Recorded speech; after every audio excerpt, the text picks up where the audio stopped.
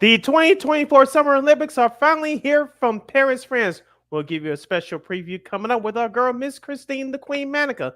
The Bears start their official training camp with a padded practice. Did anything silly take place up there in Hallis Hall? We'll give you the details. The Cubs continue to piss away their playoff chances while the Sox, same old story. TNT and the NBA will do battle on a different court, and we'll have some other sports media news as well. I'm Sid. That's Lakia. The Second City Sports Friday edition starts right now.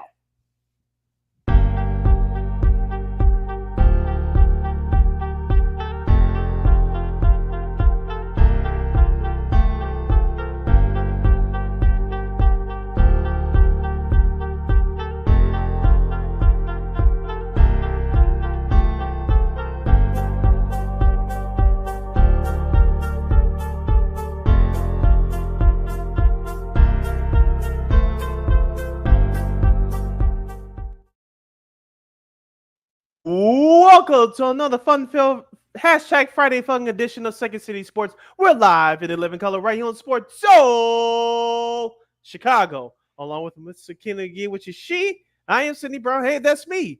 You can follow yours truly on the Twitter, X, and the IG at SidKid80. Once again, it's SidKid80. That's SIDKID80. That's SIDKID80. You find my Kenny McGee on the Twitter, X, and Kiosk again, IG. Make sure you download that Sports Zone Chicago app wherever you get your apps.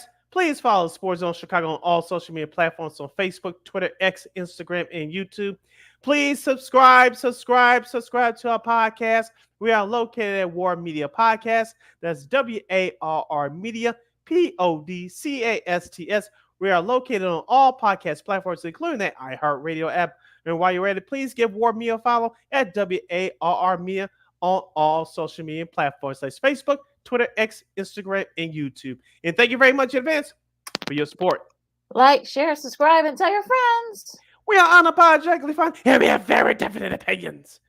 If you have any definite opinion in the topic of the world of sports, during our 2-hour extravaganza we call a Sports Talk Radio Show, you can always hit us up at Sports Zone Chicago's Facebook page or Sports Zone Chicago on YouTube.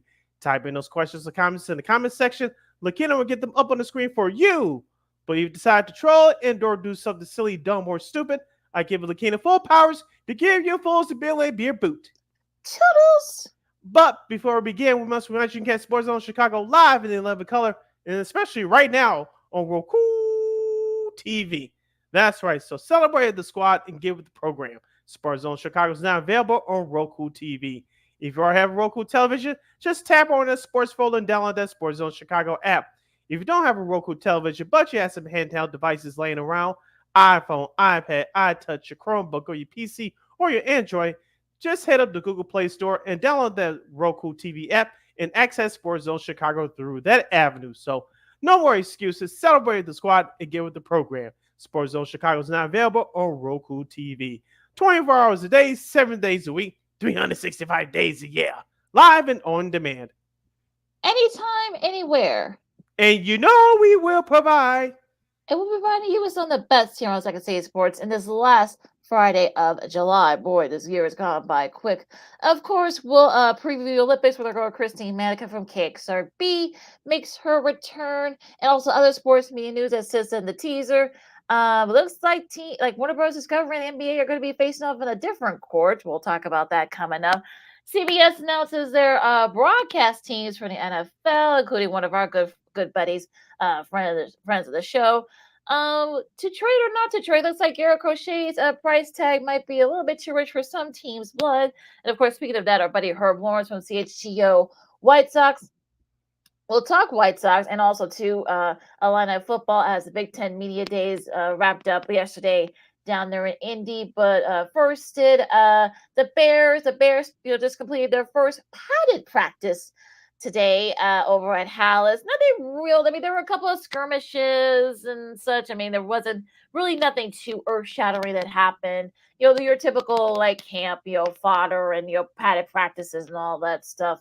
So I would say they actually played their first game in 6 days down over there in Canton against Houston, but What did you think? I know we've seen like some of our good friends who cover the team who were there at some of the practices. You saw some of their videos and articles and posts and such. So what do you think about the first practice so far, if Like you anything? said, nothing too anything too egregious happened today, which is a good thing. But as we talked about in our last couple of shows, Lakina, things don't get interesting until, fortunately, a fat fight happens and things along that line. Of course, we're not ruined for those things, but we all talk about when it happens.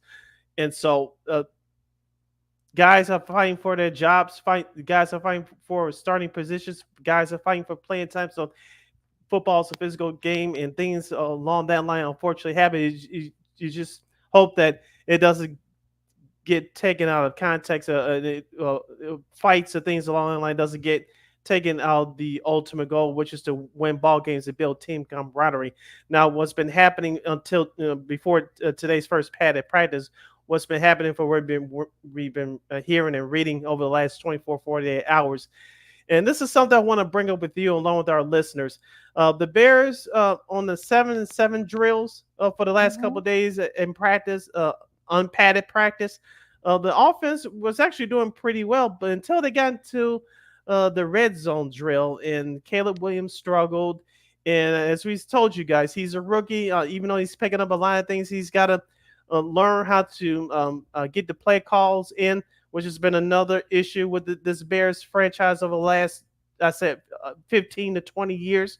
But as we said time and time again as well, usually at this time of year, the defense is way ahead of the offense. It's not just is a Bears thing; it's an NFL thing. But I am encouraged from what I've been hearing, looking at that this year's training camp, despite the HBO/slash NFL Films cameras being there, this group of Bears, they are more urgent they are more urgent in their work, unlike a year ago, which we talked about, which would cost this team. It did last year, get off to that bad start. Looks like guys are more focused this year. Yeah, apparently TJ had a nice little blitz on Caleb in one of the red zone plays. Jermon Dexter had a really solid practice. He also got into a skirmish with one of his teammates.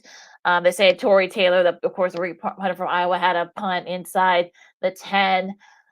I mean, look, you can look at this and say you can be encouraged, but I would say you can't really do too much because you're only going like at it for the first like maybe of course yes the defense will probably be a little bit further out than the offense at this point in this juncture, but anything that you kind of say okay what you know fine whatever, but yeah I mean Kale did have a nice pass to Keenan Allen in the middle in a 2-minute drill, so that a 35-year-old TD pass to Scott, so that kind of helps a little bit, feel a little bit encouraged there. But again, you really can't make any assumptions after one padded practice, because remember a lot of these guys are just starting to kind of get the feel of it. This is actually the first, I don't know how much tackling that's going to happen in between now and next Thursday for the Hall of Fame game, but it's going to be interesting to see what kind of like your progress, and especially with the cameras around, like how from what we've heard and what we've seen, some of the cameras are being seen, some are being very discreet, so you really don't know what they're going to show. So that's going to be an interesting part about it once Hard Knocks does premiere in a couple of weeks. You're listening to Second City Sports on the hashtag Friday Fun Edition right here on Sports Zone Chicago City. McKinney here with you, discussing the Chicago Bears as they complete their first padded practice today in Hallis Hall at training camp. I want to focus it on Caleb Williams. Even though he's been doing well in spots at training camp, as we said, this is much to be expected because he's the number one pick of the team. He's the franchise quarterback, so he's going to be one of the faces, if not the face, of this team. But like you said, which I agree, the team can control the message because, like you said, they haven't played a game yet. So the real test will come next week. That's if Caleb Williams and some of the starters play in that Hall of Fame game, which I very seriously doubt. But we'll see what happens then. But uh, around this time next week, when they prepare for their next preseason game, we're gonna find out what Caleb Williams is really made of. Now, will however he performs, will it make or break his season? No, it's going to show where he's come along in the process of nailing down Shane Waldron, the new offensive coordinator's playbook down, and how far does he still have left to go to prove that he's worthy of a starting quarterback, being worthy of a franchise starting quarterback in the NFL. Well, and plus, this is a different kind of offense that he's used to running. This is more kind of like a traditional offense. He kind of dealt with no huddle when he was at USC, so that's going to be another adjustment for him. And look, he's going to be he's going to overthrow guys. He's going to, have got passes that are going to be batted down, and the defense are talking a lot of smack. So I think, look, it's a refreshing, but yeah, I mean, look, I'm not gonna look. We won't do our predictions till like probably later next month, but it's gonna be interesting to see like how he does against once he starts playing against these first team defenses because we'll see. I don't think you're going to be seeing a lot of the Texans defense, and I don't think D'Amico Ryan is going to throw that much at him. So it's going to be interesting to see like how much do they play? Are they going to play a lot? Because remember last year that was one of the things that Matt Eberflus got a lot of flack for the fact that a lot of the starters did not play in those preseason games as much as they should, as people say they should. So it's going to be interesting to see how that kind of plays out. And of course, now they got to remember since this year the Bears have 4 instead of only 3 because of the Hall of Fame game. It's going to be interesting to see like how that kind of plays out and how he kind of breaks down how much everyone plays.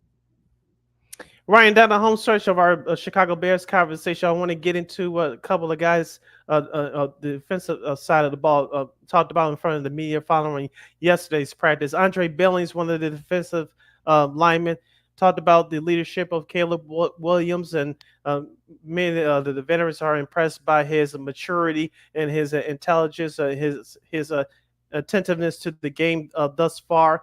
And I think Caleb practicing arguably against a top 5 defense is really going to help him because things are, like you said, things are going to get different or will be different for him in the NFL with the kind of offense that he ran at USC, and now he's going to face a better competition in the NFL. How fast and how quickly can he process the information, and how quickly can he adjust it? Like you said, it's going to take some time, but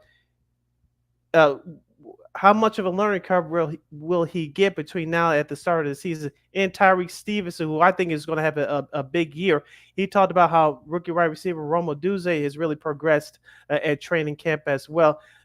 Roma Duze is not really a speedy guy. We know he can catch the ball. It makes some guys miss, but he's Stevenson really talked about how Roma Duze has sneaky speed. And if that's the case, this Bears offensive ran probably can really be dynamic.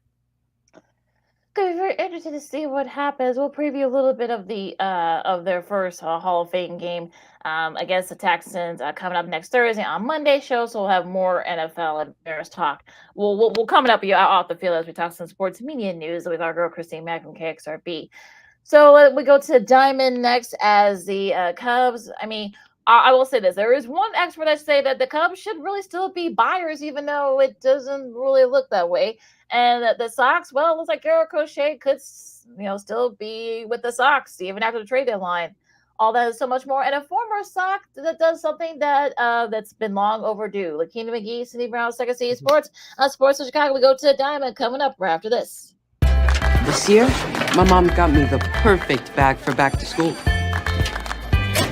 These colorful binders help me stay organized. These headphones are just what I need for studying.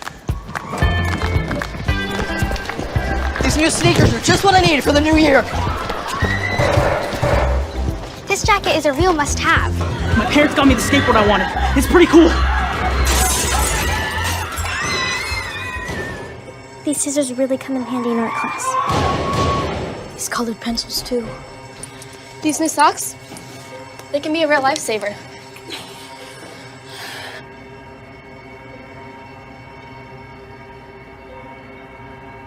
I finally got my own phone to stay in touch with my mom.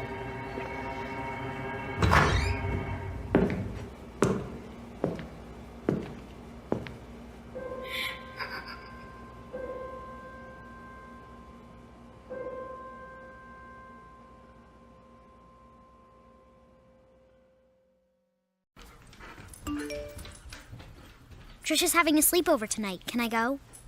I wonder about Lucy's friends. What should I say? I know you're only 10, but one of these days a friend will offer you a drink. And alcohol at your age can lead to so many things. None of them good. So can I go to the sleepover? Lucy, I want you to promise me I something. finished my homework. Bigger promise. If there's any drinking, I want you to say, "No thanks, not my thing." Mom. I promise you, your real friends won't care. Deal? Sure. Really? I promise, Mom. They really do hear you. Did you pack your toothbrush? For tips on how to start the talk, visit underagedrinking.samhsa.gov, a public service message from the Substance Abuse and Mental Health Services Administration.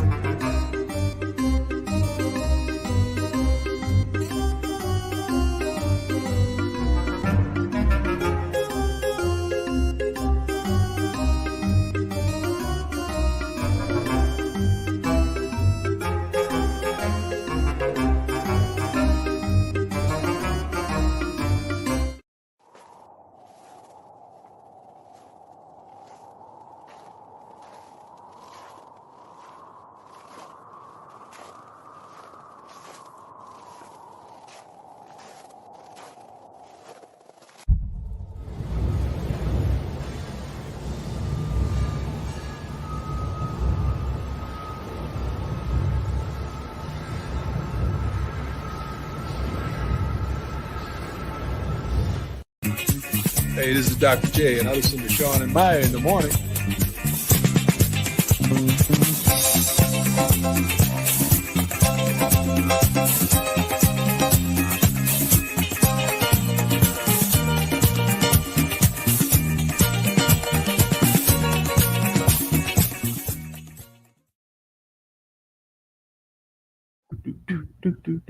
Welcome back to the hashtag Friday Fun edition of Second City Sports. We're live in the living color right here on Sports Zone Chicago. I'm Sid. That's Lakina. You can follow yours truly on the Twitter, X, and the IG at CK80.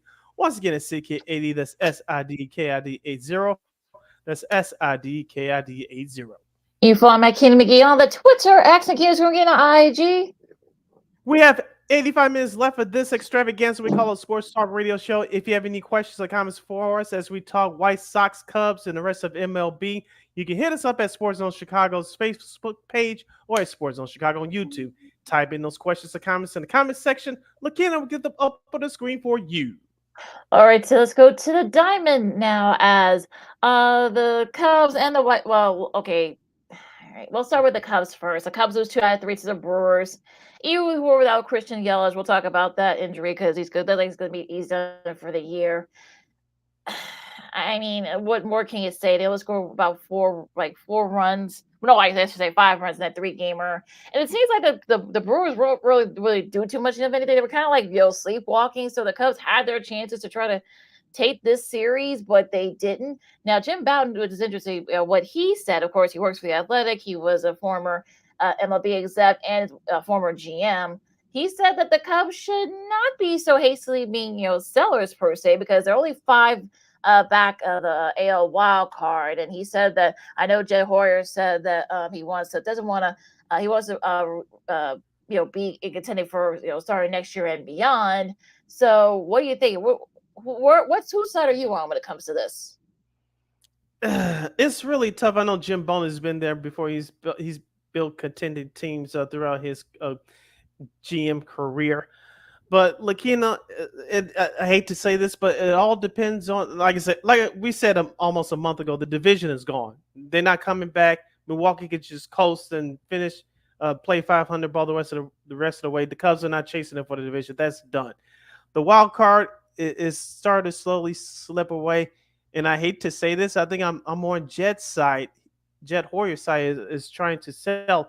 I know it's an embarrassing thing to say, but you got to face reality if you want to improve this team. And of course, I'm talking about Jed Hoyer. He's going to next year as a lame duck executive. So what can he realistically get if he puts some of his players out on the market? Let's see, Jameson Taillon, who pitched his ass off on Tuesday. We'll get into that game in just a moment. But he pitched his ass off on Tuesday, but didn't get the results. I think you can get something for him. For what I've heard the last 48 hours or so, Ian Happ is been floated out there along with Nico Horner. The LA Dodgers are interested in both those players, so he can get something for them. But the question is, will Tom Ricketts and crew, no matter how the season turns out, Will they go get that Juan Soto type player in the offseason or trade for one? That's the $1 million question. Well, remember, Ian Happ has a no trade clause as well because remember his wife's from right here in Chicago, so she might not be too keen on leaving here. So I think that might be a. I know his name's been flown around as well, but remember he's got that no trade, so that's going to be a Mhm. problem if you're trying to move him. Now, Tyon, I get because you want to try to trade him while the stock is up. There's a problem. His best he's looked. His ERA is like right near like the top three in it's the top five, I should say, in baseball, especially after the All-Star break. So he's actually been pretty really solid. So maybe if you trade him, probably maybe get something for him. Maybe that's something that they can do. But again, I think you don't want to go full on rebuild because Cubs fans are not going to be very patient with it. So with a full on rebuild. So for me, I think if it'd be interesting to see like maybe if you're within maybe 3.5 or 3 games of the wild card, maybe or that last wild card spot, because we've seen weird things happen in the National League. Look what happened to Arizona last year. So it's gonna be like to me. I think this week is really going to show where the Cubs are if they can compete for that wild card spot. Yeah, you mentioned we mentioned it right now that the Cubs have a tough 3-game series against the Kansas City Royals on the road starting tonight. But I want to go back to their Milwaukee series. They win the opener last Monday 3-1, but the last 2 games the Cubs should have swept the Brewers. Tuesday's game, which really, if I'm not a Cub fan, but if I was a Cub fan in your shoes, Lakina, this would have really pissed me off. Not once, but twice. You have the bases loaded. And you cannot squeak out a run at least. I didn't get it, and of course on Wednesday he had a couple of opportunities to really take control of the game because I think, in my personal opinion, Milwaukee was trying to give the game on Wednesday, and the Cubs couldn't take advantage. That's been the most frustrating part all year if you're a Cubs fan. Consistently inconsistent, and it showed where the pressure was at its highest for this Cubs team facing the Milwaukee Brewers for the last time during the regular season. And let's be honest here, the Cubs should have swept this series, but they let those last 2 games get away. The one on Tuesday should really frustrate you the most. Bases loaded twice, you couldn't come away with a run, and Jameson Taillon was pitching his ass off. That's inexcusable.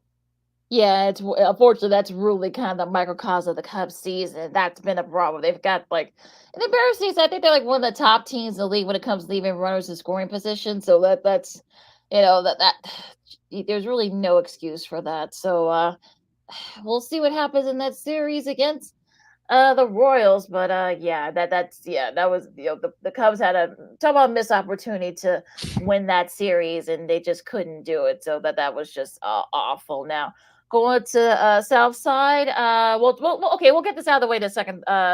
They get swept by the Rangers, not a big surprise there. But really, one of the big news is that Garrett Crochet wants to play a little bit more control in his trade acumen. He wants to be a starter, of course. You're not a big shocker, but also he also wants a contract extension as well. That's a thing that's some people are, that's what the rumors are, and some teams I know the Orioles they've been the Dodgers as well. I think I've heard too. We'll talk about there were a couple of trades. We'll talk about those in a second, but. What do you think about Crochet playing a little bit of hardball? He wants a contract extension, even though he would still be controllable. Should he be traded, he will still be controlled for about 2 years. So, what do you think? I think the hesitation from many of these contending teams around the league.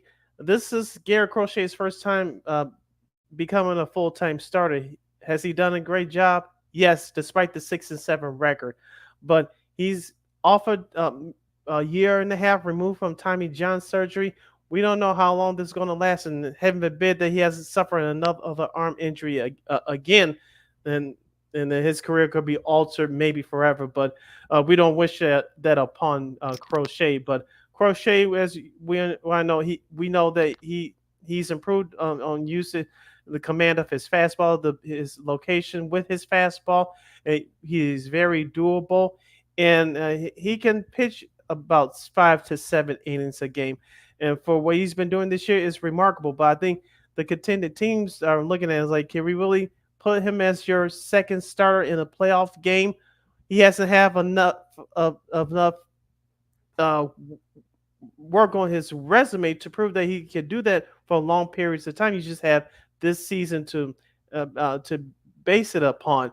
And I get where some of those contending teams are coming from, but I, if it comes down to that, Lakina, I think he's going to stay with the White Sox, as I said all along. And Chris Getz will probably have to try again this coming winter. That's gonna be the thing here, and I'm kind of I'm kind of with you on that, and I can understand where Crochet is coming from, but at the same time, I can see what continuing teams are saying because he doesn't really have the resume of this is his first season as a starter, so he was really mostly a middle relief, relief guy most of his career, and you don't want to take that chance. No, yeah, he can eat up innings, but because we're seeing it now his last couple of starts, but you don't want to kind of take that chance, especially if you're trying to win in the playoffs. So I can kind of see why some teams are a little bit antsy about it. So we'll see what happens. But that's going to be interesting to see there. But Sox are at 78 losses, 2.5 more months. Oh, good. You're listening to Second State Sports on Sports of Chicago. Lakita McGee, City Brown with you. Well, let's get this out the way first. Congrats to Dylan Cease because his first career no-hitter. Yay! Put out the Nationals completing the sweep there. Now they actually showed a clip of this. He was actually very close to getting a no-hitter a couple of years ago playing against the Twins, but unfortunately I was there. Yeah, Luis Reyes had something to say about that, and let's just say that White Sox fans, like Sid, probably never let him forget about that. But good for him. 114 pitches, just a great performance. He's still kicking butt over there with the Padres. Well, I'm sure we'll talk to our buddy Herb about that because that's his adopted team because he worked out there for a few years. But just a really great performance, and he looks happier. You can see how excited all of his teammates were. Just a really great moment yesterday.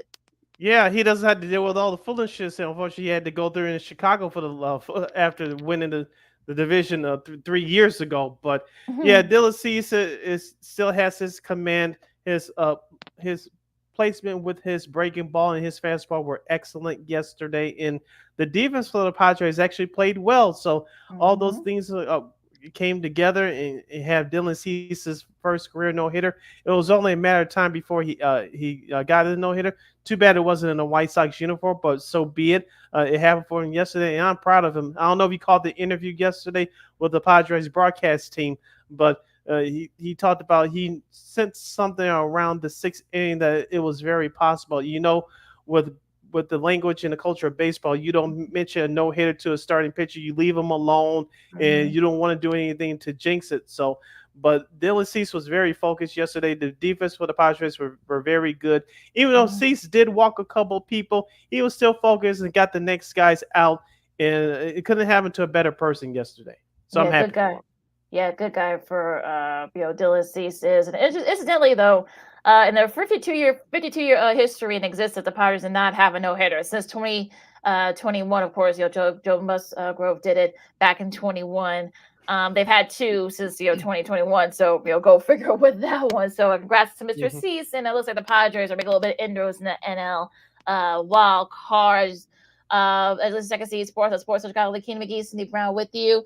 Let's stay in the NL West here as the Dodgers looks like they're starting to kind of play a little bit of a keep away here. They 3 out of 4 against the Giants, and of course, Mr. Shohei Ohtani continues to what more can you say about Mr. Ohtani at this point? He has 120 hits and 30 home runs in his 97 games with the Dodgers.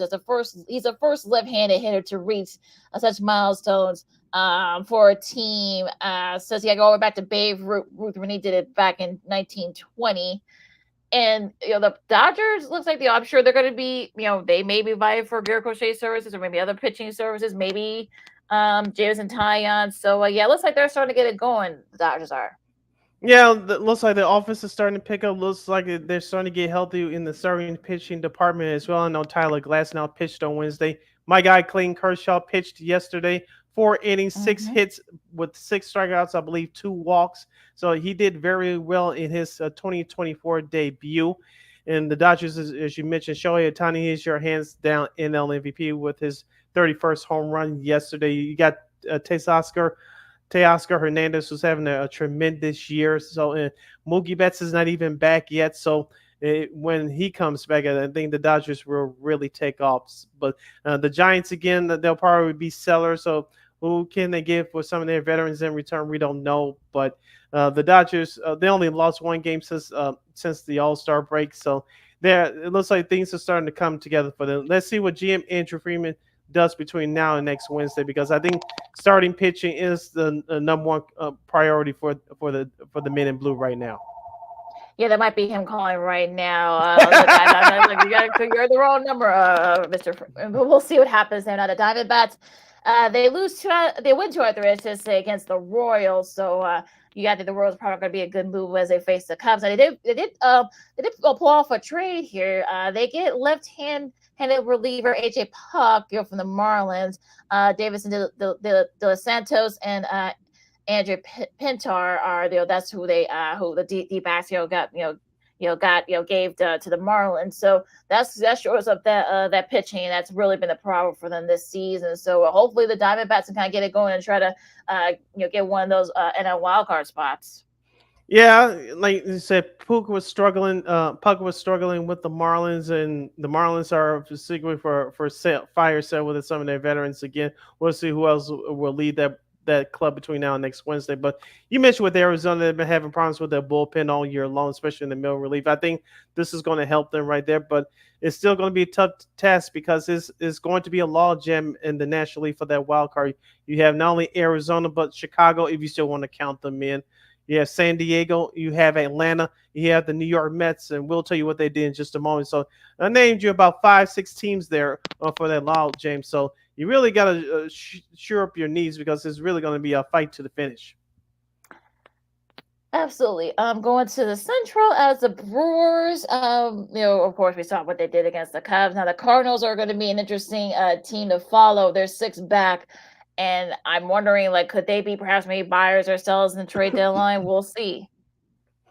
Yeah, if the Cardinals going to make a move, they'll probably make a move for a mid-level guy, maybe help out with their bullpen, or maybe another starter. I know their pitching has been slightly above average recently, but the Cardinals, I know they don't have as much financial flexibility like some of these big market teams do, but if they'll make a move, they'll probably be for a mid-sized guy.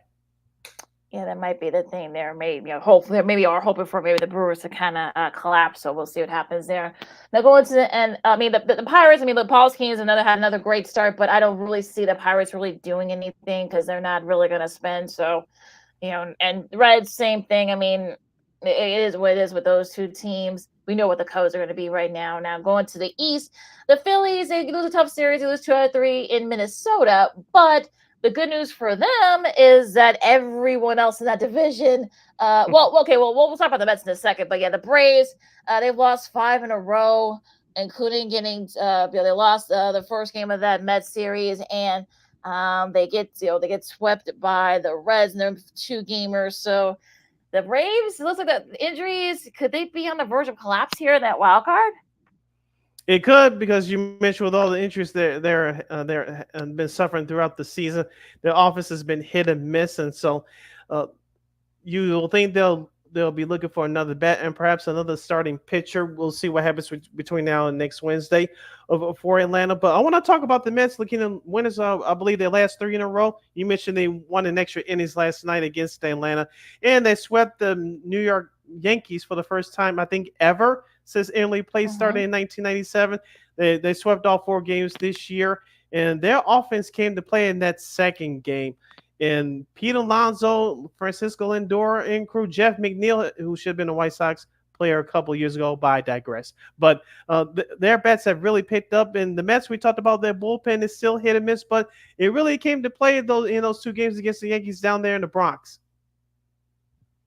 Yeah, they really did. And Lindor, speaking of Lindor, he became just the 4th major leaguer to have 40 plus 20 seasons. Of course, that's 20 runs and 20 stolen bases, and he already has like 3 Golden Gloves under his credit as an infielder. The other 3 are Jimmy Rollins, Alex Rodriguez, and Joe Morgan. So that's not a bad list. He joins there, but yeah, the Mets, I think, like I said, they're not going to win the division. They're too big of a hole there, but I do think you definitely make a case for a wild card spot. And Pete Alonso, yeah, you can forget about him being moved. So we'll see what the Mets do. It could get a little interesting in a wild card.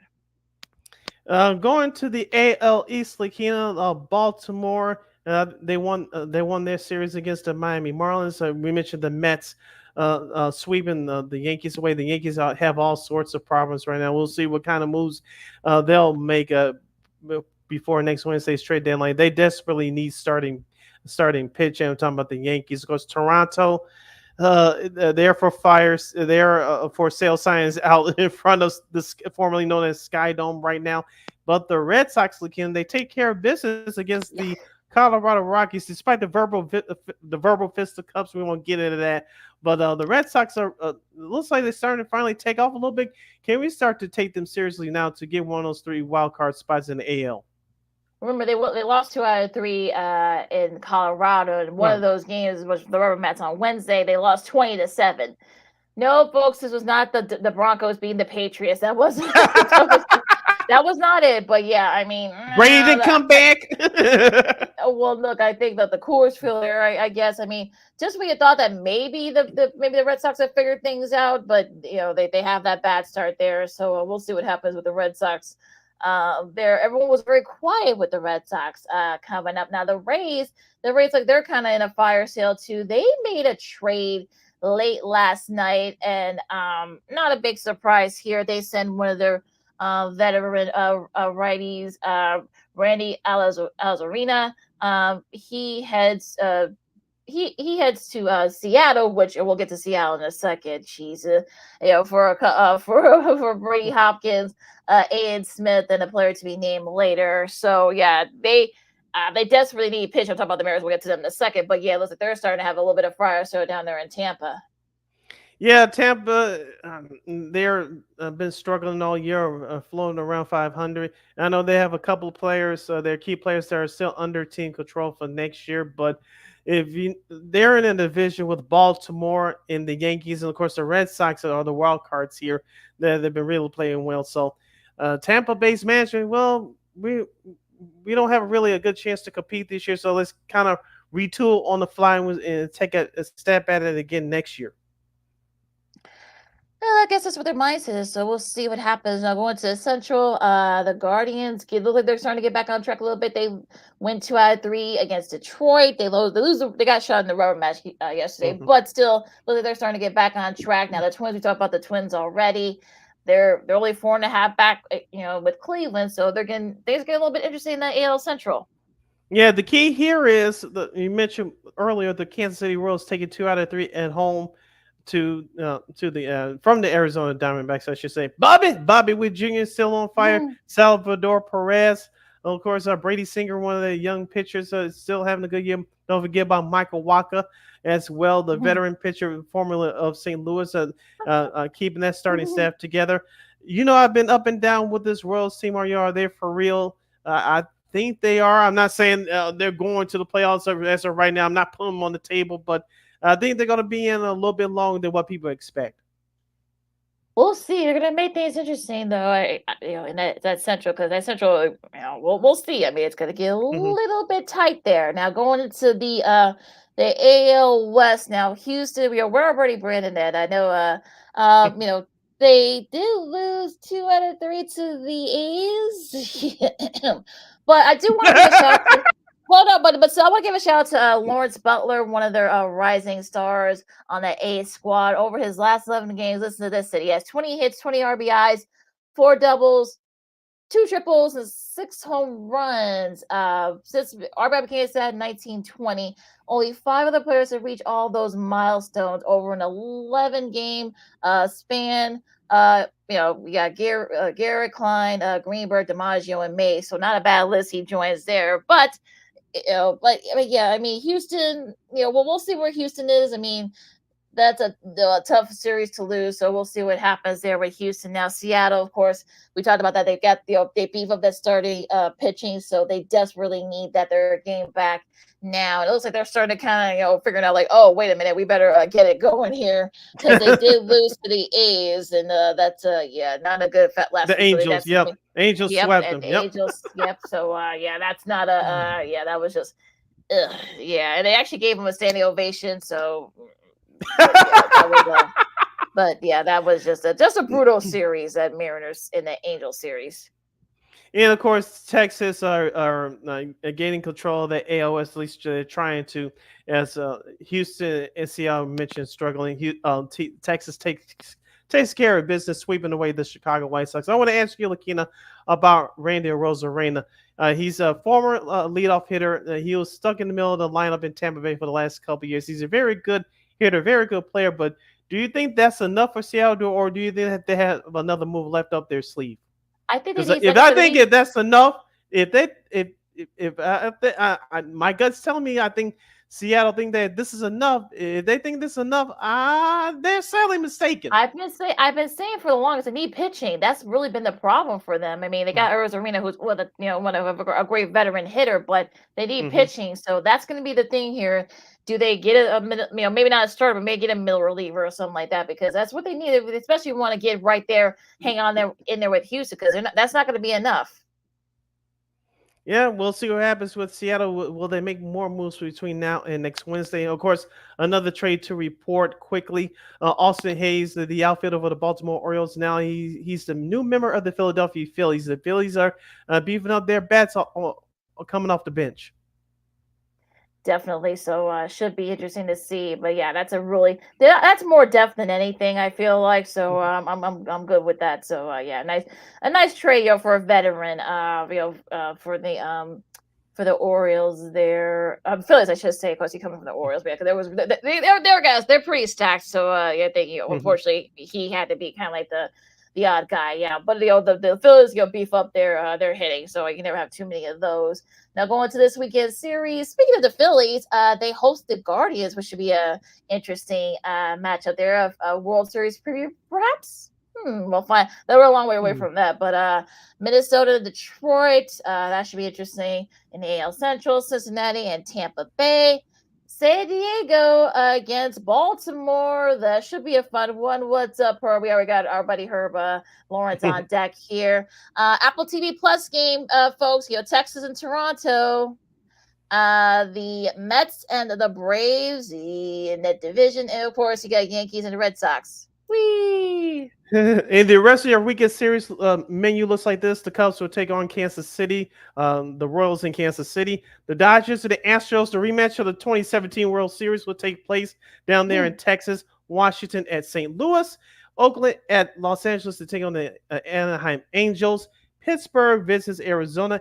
And Colorado visits San Francisco. Your Saturday night's Fox Baseball Saturday night schedule looks like this. Most of the country will get Boston and the Yankees, while us here in Chicago in the Pacific Northwest will get Lakina Seattle Mariners against the South Side. Hitman coverage begins at 6 p.m. Central Standard Time on Fox. And your Sunday morning Roku TV game of the week will have the Cincinnati Reds visiting the Tampa Bay Rays, and the Sunday night baseball game of the week will have Yankees Red Sox again at 6.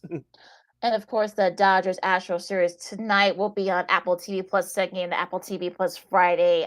It's cross promotion double header. So make sure you guys go check that out there for those of you Dodgers and Astros fans. Now, of course, that's your schedule for this weekend in MLB. All right, stay tuned for more sports and more fun as Second City Sports, the hashtag Friday Fun Edition continues with Herb Lawrence from CHGO and our girl, Miss Christine, the Queen Manika. You're listening to Sports Zone Chicago. No, I don't know though. I'm scared. I mean, you're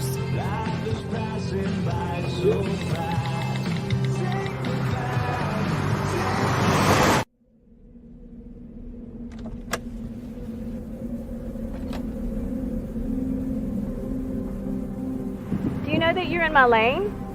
No, not at all. Are you not paying attention? Are you texting? I was just checking in with my mom. I was telling her that I thought we'd be home by 6. It's okay. There's enough time.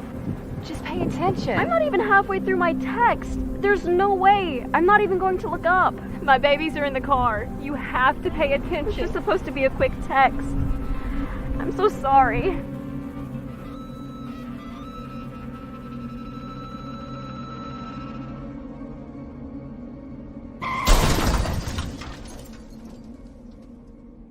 Hi, I'm Tom Brady, the director of DODEA. September is National Suicide Prevention and Awareness Month. The simple act of reaching out and caring for those in our communities is something we all can do.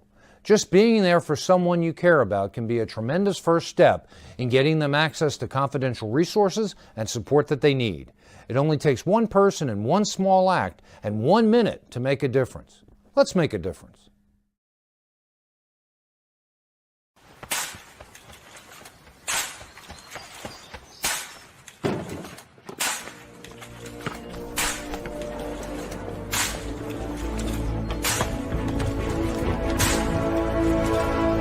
Move it!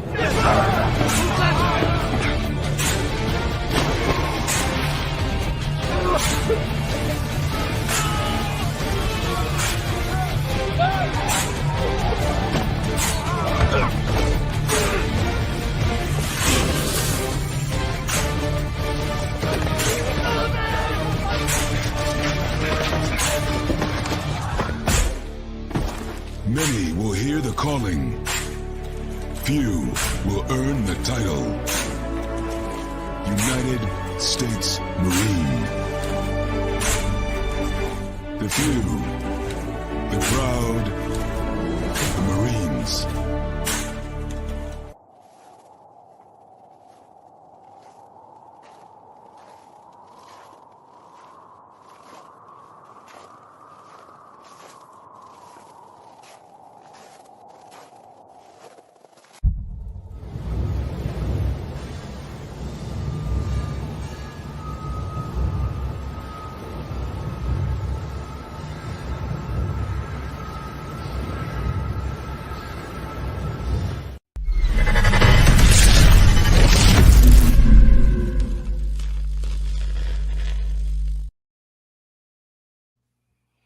Welcome back to hour number 2 of the hashtag Friday Fun edition of Second City Sports. We're live in the living color right here on Sports Zone Chicago. I'm Sid. That's Lakina. You can follow yours truly on the Twitter, X, and the IG at SidKid80.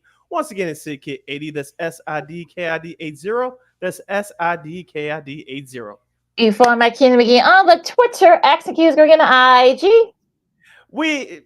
We have less than an hour left of this extravaganza we call a Sports Talk Radio Show. If you have any questions or comments for us, especially for our next guest as we talk White Sox, CHGO Ranks podcast, and perhaps a little bit of a line night football with our next guest, you can hit us up at Sports Zone Chicago's Facebook page or Sports Zone Chicago on YouTube. Type in those questions or comments in the comments section. Lakina will get them up on the screen for you. And just a daily reminder, you can catch Sports Zone Chicago live in the living color 24 hours a day, 7 days a week, 365 days a year on Roku TV. All right, let's bring him on, Sid. Of course, you can listen to him on CHGO and also CHGO White Sox. He's one of the hosts there. Also, he's a veteran of radio guy, and producer. So he's the one, the only, the super cool and the fabulous Mr. Herb Lawrence. Hey! Thanks for having me. I'm sorry I don't have my usual setup. My fiance had the computer today, so I got to do it on my phone. I hope you guys can hear me clearly. No, we got you. We got you. So let's get right to it because we got a lot to talk with you, Herb. Garrett Crochet. There have been some new rumors that come out the last 2 weeks saying that he wants a new contract. Some teams are very hesitant. What say you, to trade or not to trade Mr. Crochet? That is the question. Well, me as a White Sox fan, I don't understand trading him. I understand that they want to trade him because they only have 2 years after this season that he's under contract, and they've already tried to work out an extension, and he was not feeling what they were offering. And so they're trying to get some players back at the top of his value. But, his representatives want some assurances that if he's going to be pitching for a team in October in the playoffs, that they'll be having him pass the 2-year contract commitment that he has right now. And so that's the word on the street, that if anybody acquires him, that they would have to have an extension with the guy. And that's already going to be a tough trade to make because Garrett Crochet is a first-year starter. And so teams will be trading for that first-year starter while the White Sox will be wanting more of a bigger package for a top-of-the-rotation starter type of guy. And so that's going to be a hard thing to do, firstly. And then secondly, to work out an extension in the days that are remaining until Tuesday is going to be damn near impossible. And so I think he's going to be a White Sox until the offseason, where they can do more things, where more teams will be available for him to go to, and more teams with better prospects will be available for him to get traded to. So, yeah, I think when the trade deadline comes on Tuesday and passes, Garrett Crochet will still be a White Sox, which I'll be happy about. And what about Luis Robert Jr., a.k.a. La Pantera? Of course, last year he was healthy for the majority of the year. We saw the potential in him that he was a 5-tool player. This year, he started out the year hurt again, but looks like his power stroke is starting to come back. Do you expect him to be moved between now and next Wednesday? I do not, because I think that same type of deal without the extension. Garrett Crochet has 2 years after this. Luis Robert Jr. has 3 years after this. Cost controlled. He signed an extension a long time ago before he even played one game. And his last 2 years of that extension will be each $20 million. And so if he's a superstar like he is purported to be, $20 million in those 2 years will be a drop in the bucket for every team that's acquiring him. And so the White Sox will be dealing with that to be like, hey, you're getting 3 years of Luis Robert and 4 years of playoff appearances with Luis Robert if you're acquiring him. Other teams would be like, well, this guy has played 50 games this year. His numbers are down from last year. We not want to trade our big-time prospects for this guy who might break down. And so that's going to be the tug of war between the next couple of days, and I don't think the White Sox will be able to get that all done, because then they have a lot of other players that need to be traded that can be traded. Like Eric Fetty will probably be traded. Tommy Pham will probably be traded. DeYoung will be traded. Nicky Lopez, et cetera, et cetera.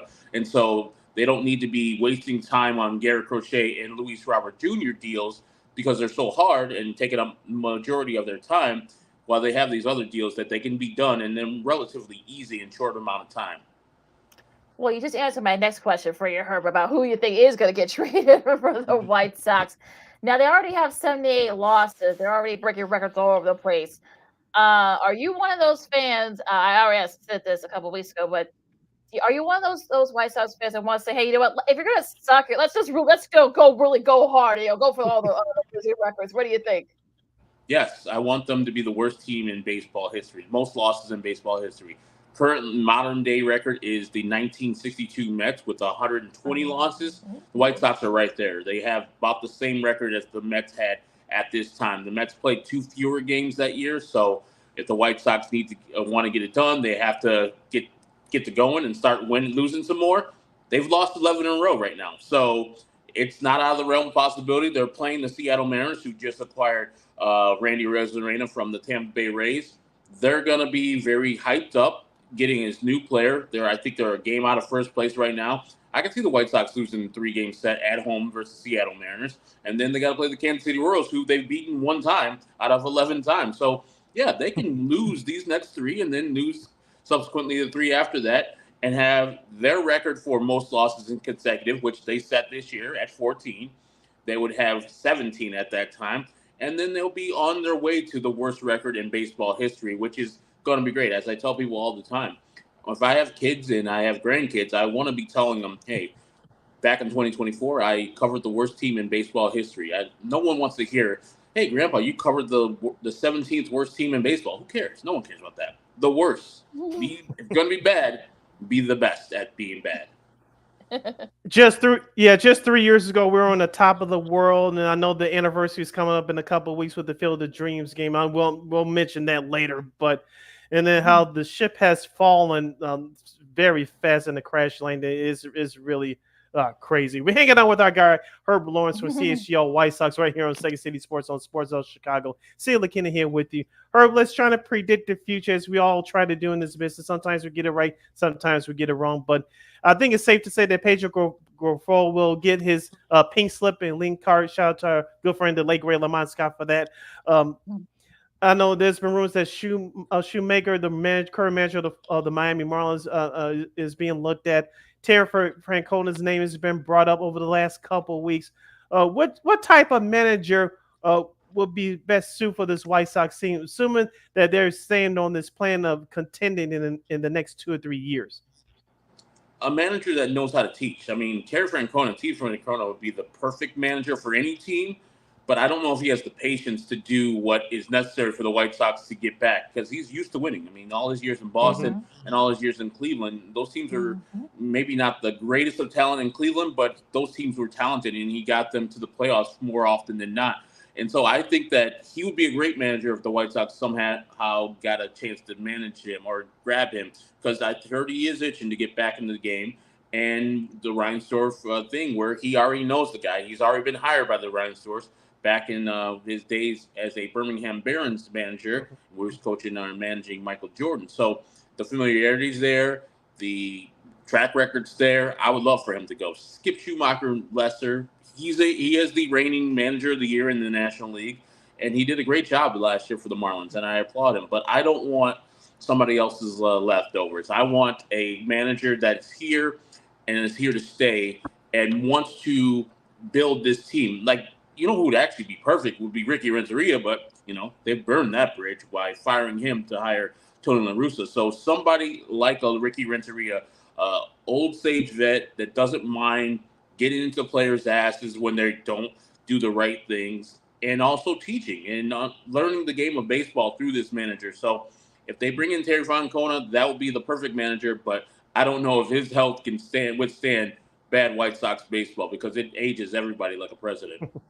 Okay, so how long do you think whenever they do find the right manager, how long do you think will it take for us to get back into contention? Because I've heard some people say it could take 4 years, maybe 5 years. Some people say it might take even longer. So what do you think? I mean, they're trading Luis Robert Jr., who has 3 years after this year on his contract left. So they're telling me already that in 3 years they're not going to be competitive, because if they were, they would keep a superstar left fielder center fielder that they've already signed to a deal. So it's at least 4 years. They're telling me themselves by their actions and by the fact that they're entertaining trade for Luis Robert Jr. So it's going to be 4 to 5 years, if that. They might have more time, because in their minor league system, there are decent position players, but mostly their minor leaguers are buoyed by their starting rotation and their arms they have down there. You need more players who are everyday players. Right now, if you look at the White Sox lineup, there's not a player really, if they trade Luis Robert Jr., that is an everyday player on that roster right now in 4 years. Like, you can maybe say Corey Lee, he's fine, but I think he's more of a backup catcher to Edgar Carroll in the future.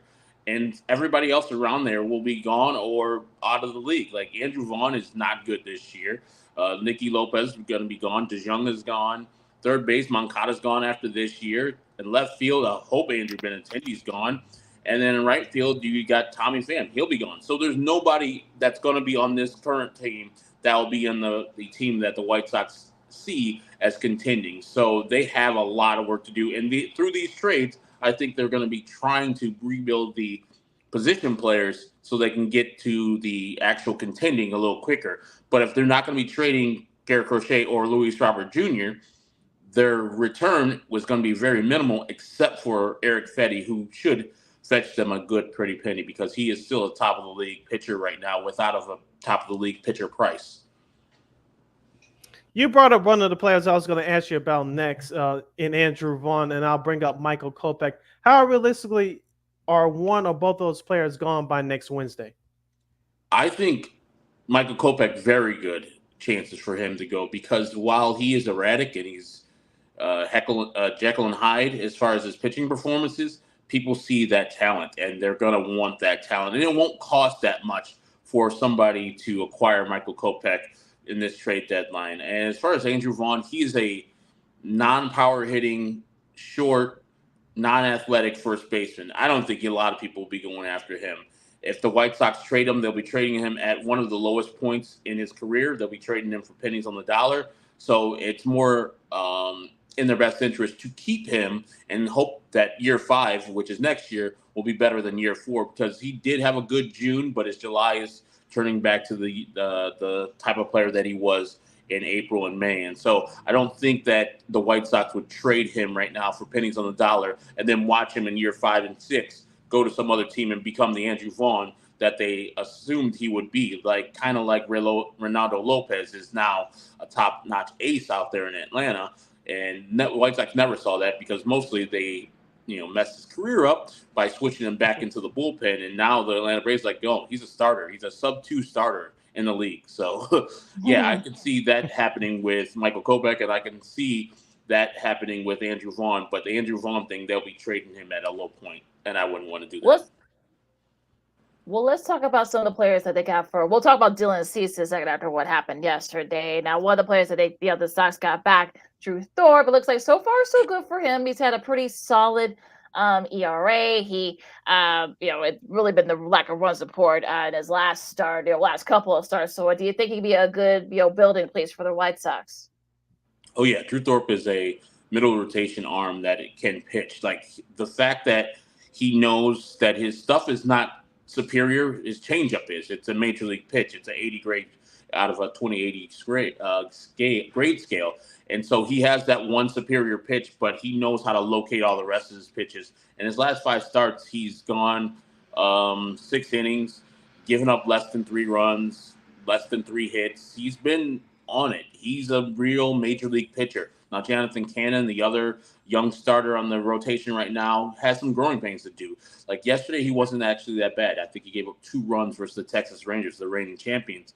And so the White Sox do have those arms, like the Drew Thorpes, the Jonathan Cannons, and lesser of the Nick Destrinas of the world. They're pretty decent for starting rotation going into the future. I think this is why, and half the reason why they're thinking about trading Garrett Crochet away, because they have strength in their starting rotation, both at the major league level and in the minor league level. So yeah, they have what it takes to battle, and I think they've been one of the best pitching staffs since the month of June. Starting rotation since the month of June has started. So yeah, and with Drew Thorpe at the top of that rotation, I think that they'll be fine as far as pitching. But you can't win games by just giving up 2 or 3 runs. You got to score some, and so that's why the White Sox need to get some bats in here and immediately.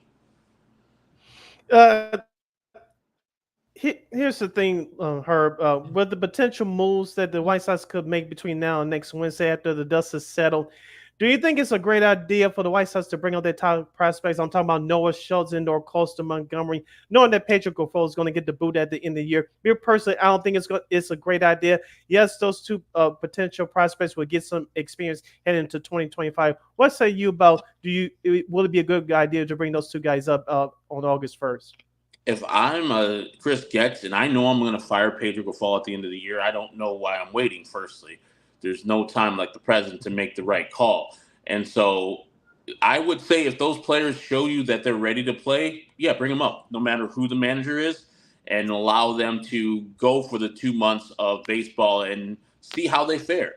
If they fare well, they have something going to the offseason, some positivity going to the offseason. If they struggle, like Brooks Baldwin is right now, the young player that got brought up a couple of weeks ago, then they have a nice template to say, okay, my first stint in the major leagues was not a great one. I can go back and see what I messed up and see what I need to improve on in this offseason, kind of like how Corey Lee did last year when he was acquired by the White Sox at the trade deadline. He was woeful last year. I think he only had 5 hits in the 2 months that he was a Chicago White Sox for those at-bats, those limited bats he had.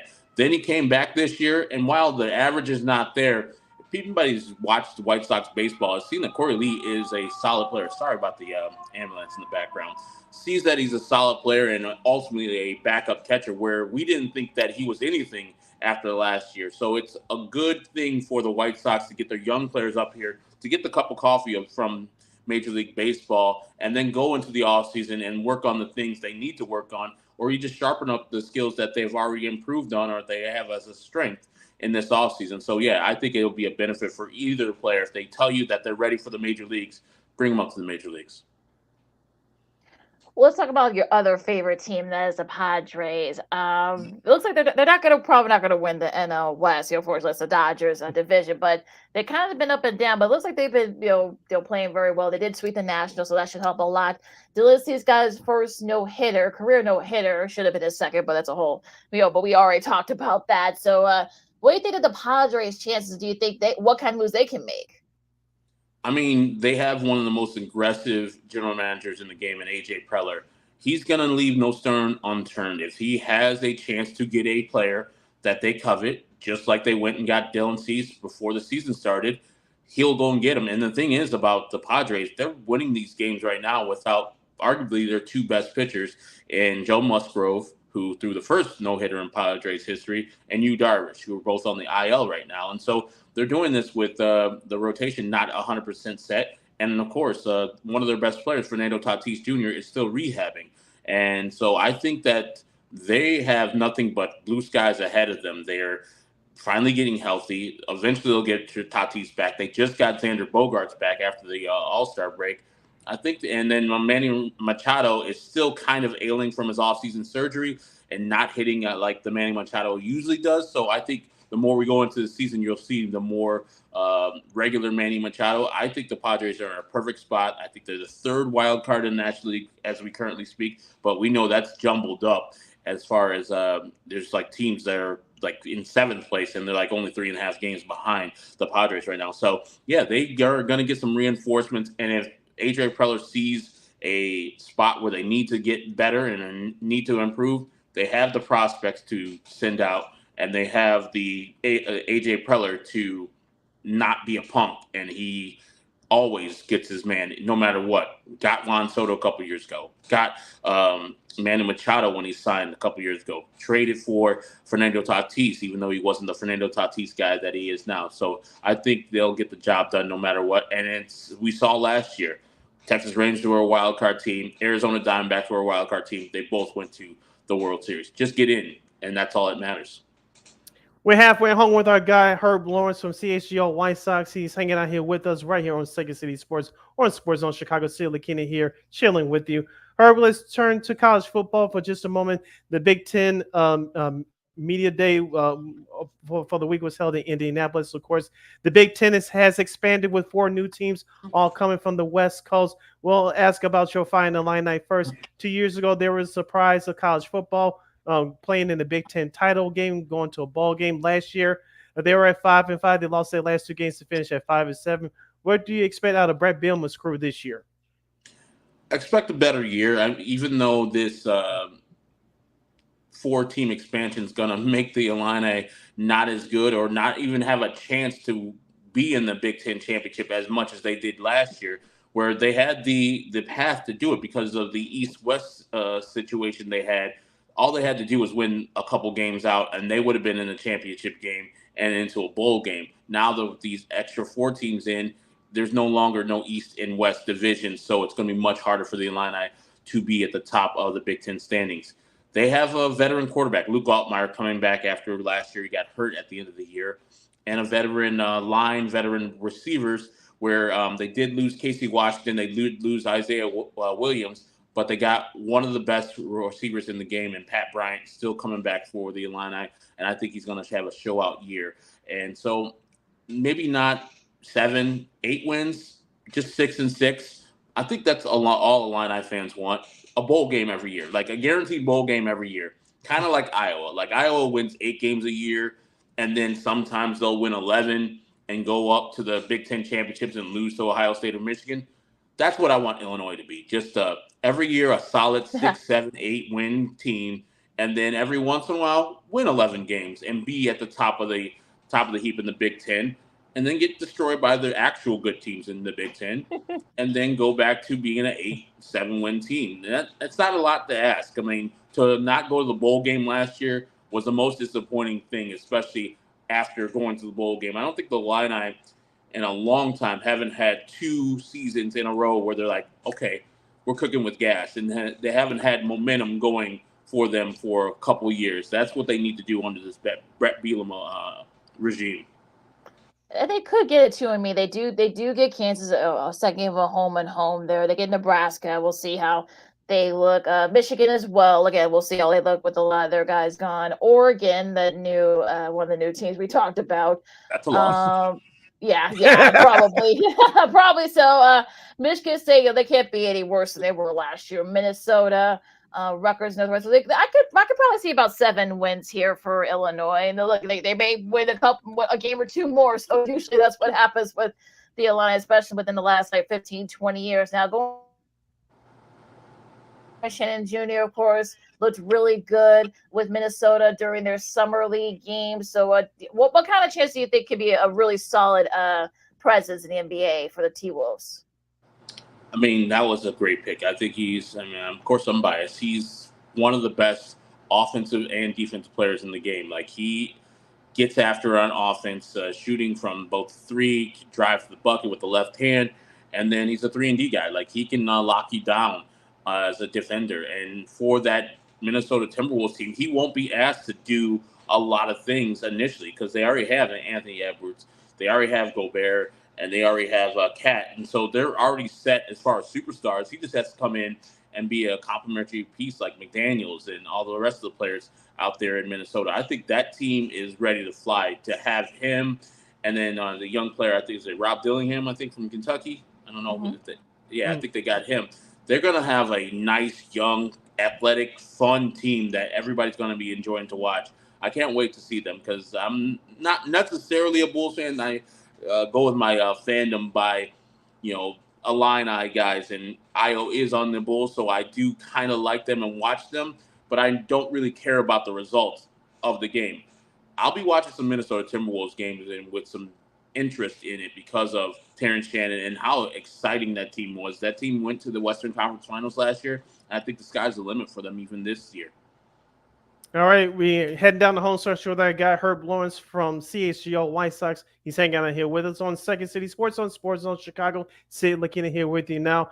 Herb, of course, I had in my memo the other day, we wanted to discuss the CHGO Ranks podcast that you guys did a couple weeks ago. For those of you that missed it, just type in CHGO Sports here on YouTube and you'll go back and watch those episodes. How did that list come about and how was the debate? Did it really get heated, or how did that list come about? Because with lists, people are always going to have this game should have been ahead of that game. This player should have been below this player. How did that project all come about? It was a collaboration between our head of content, Kevin Kadick, Lawrence Benedetto, one of our producers, and Patrick Norton, one of our social media people, and then Mark Carmen, who works on CHGO Bears. Us 5 people just talked about which games that we thought would each individual beat, so the White Sox, Bears, Bulls, Hawks, and Cubs, which games would qualify for their 10 best. And then out of that, we sussed out all the games and said, okay, I think most people thought the 2016 Game 7 Cubs versus Guardians or Indians at the time was the best, clear cut. I didn't think so because I don't have hatred, but I thought the game itself wasn't a great game. I understand the drama and the Cubs winning the World Series for the first time in 108 years. Yeah, that's a great game. But I would say I would judge my games on what impact it had for the city as a whole. And that's why I would say Super Bowl 20 and them winning that, it was the first championship of any kind sports-wise for the Chicago area since the 63 Bears. 22 years of just nothingness.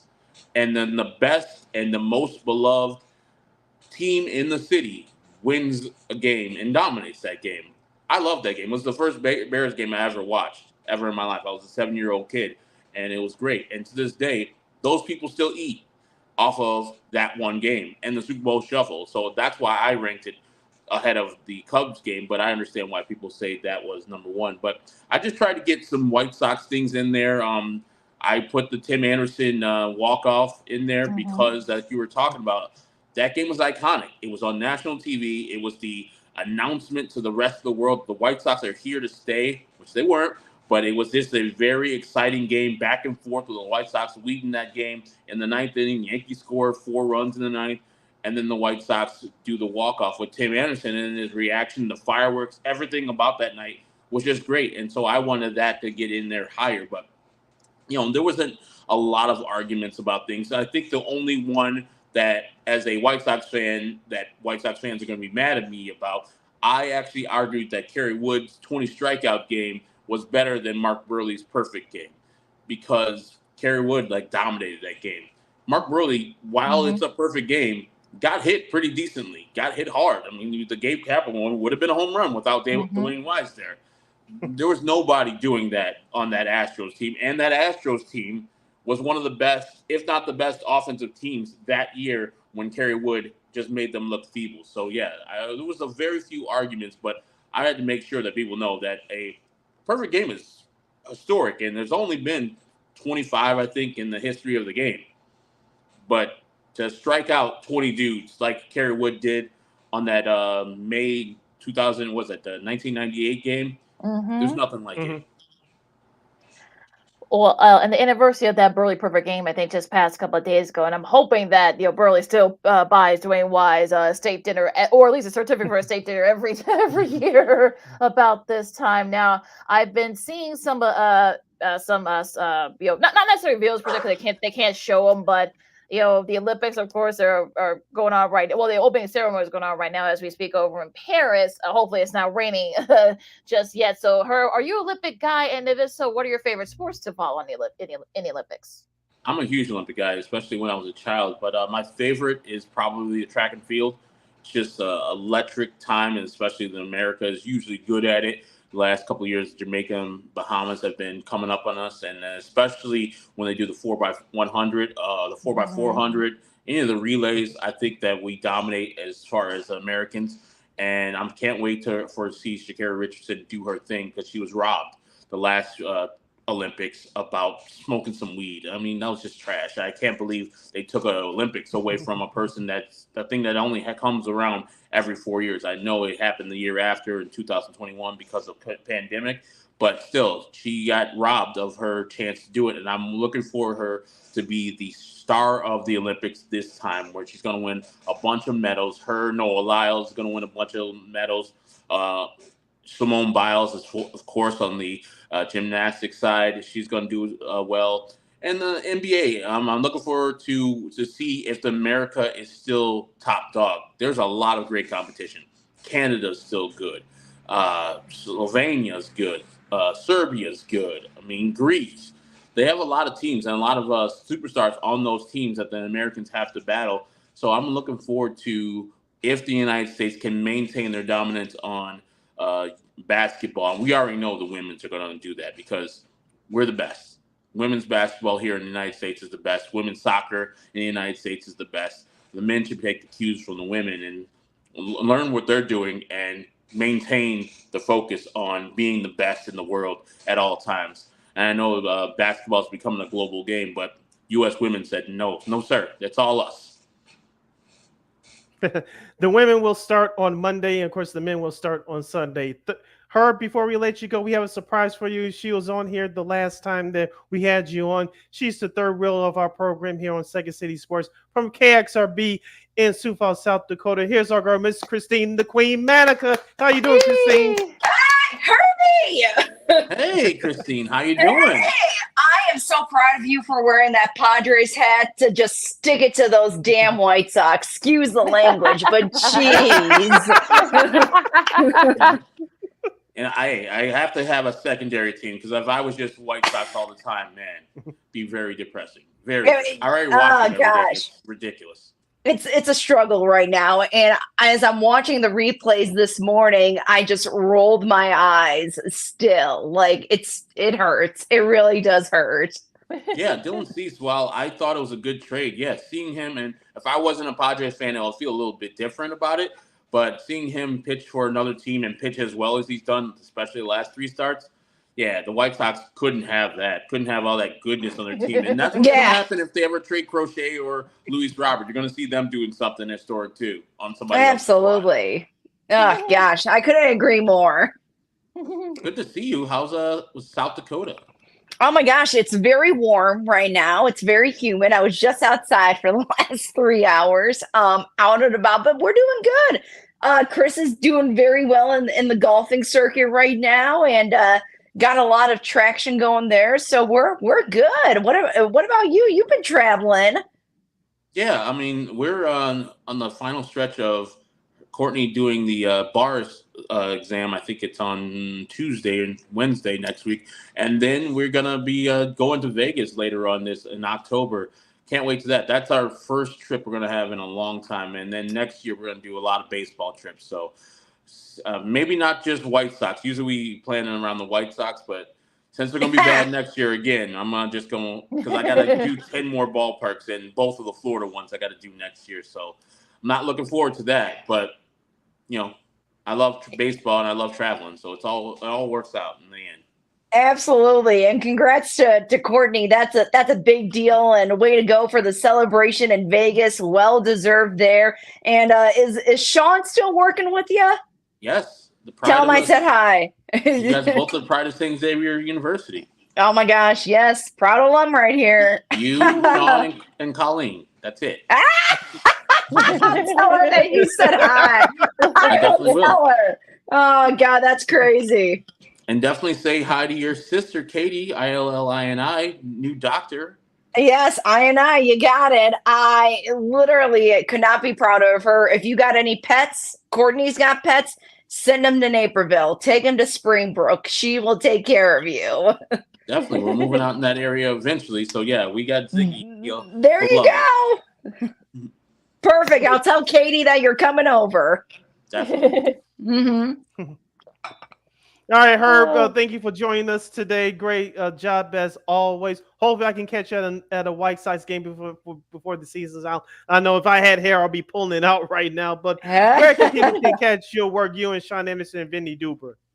CHGO White Sox, we're on every day after White Sox play, like Sunday through Thursday. So we're off today and tomorrow. And then when we're the trade deadline day, I think we're doing a special pregame for that day just to make sure if there are any trades that we are covering those. I think that's on Tuesday, the 30th. And so you can check us out on YouTube or on our individual social medias, CHGO_White Sox or me, Actonwall23 on Twitters.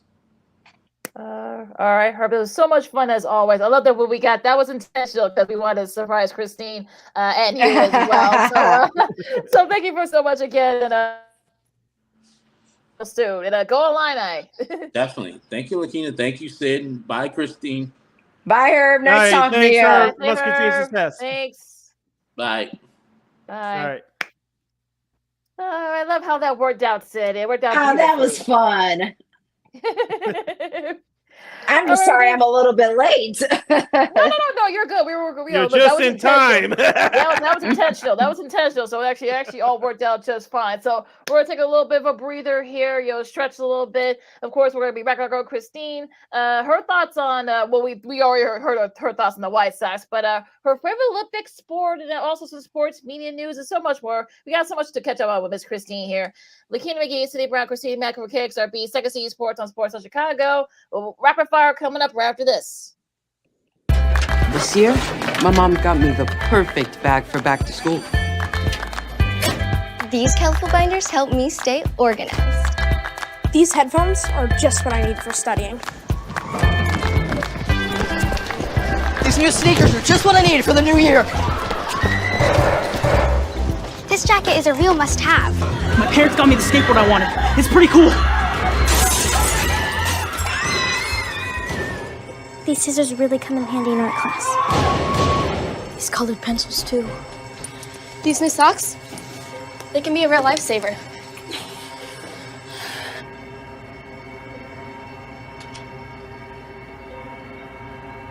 And I finally got my own phone to stay in touch with my mom.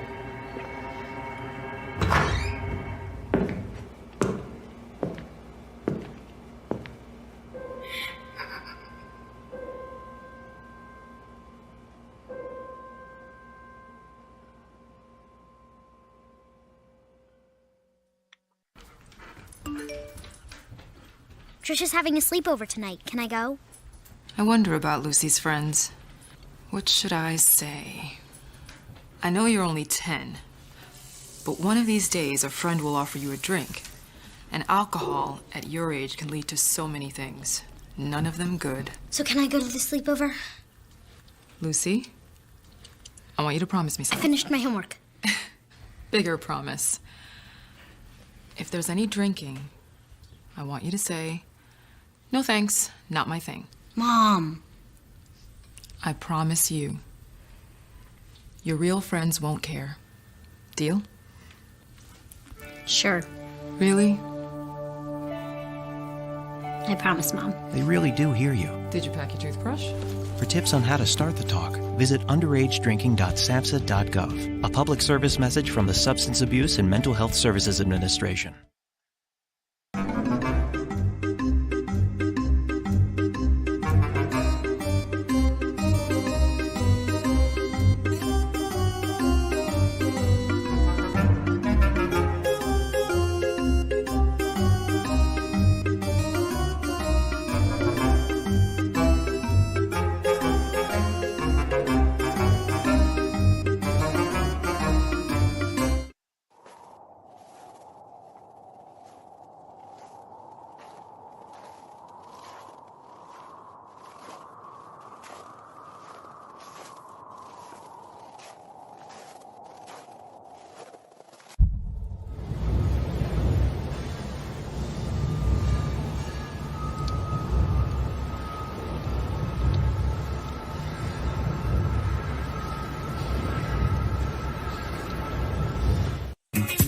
Hey, this is Dr. J, and I listen to Sean and Maya in the morning.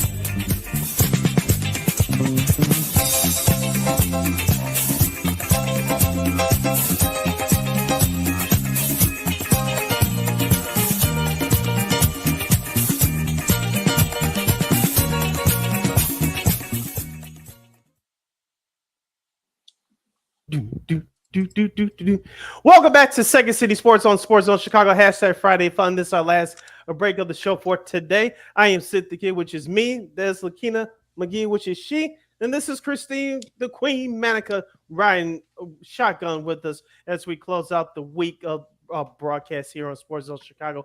If you want to get at yours truly via the social media streets, you can do so via the Twitter, X, and the IG at SidKid80. Once again, it's SidKid80. That's SIDKID80. That's SIDKID80. You follow my Keena McGee on the Twitter, X, and the IG. And she is back trying to play tricks on us, but Christine, the Queen, is here for her usual spot on Fridays here with us here on Second City Sports. Christine, before we get to the Olympics and all the other sports topics, the Chicago Bears ended their first padded practice today at Hallis Hall at training camp. Of course, we've been hearing mixed news about the team since they started training camp last week. We're only 6 days away from their first preseason game. Are you excited to see what this new Bears team looks like?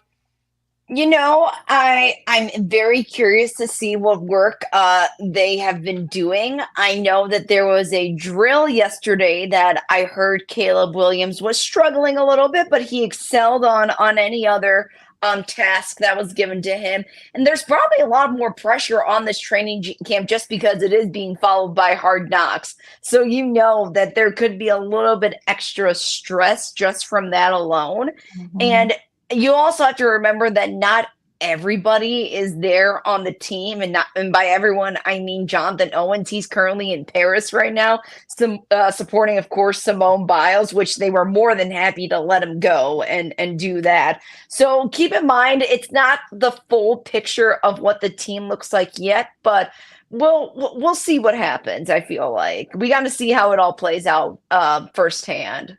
Should be interesting though. Yeah, it'll be how much they all the stars play.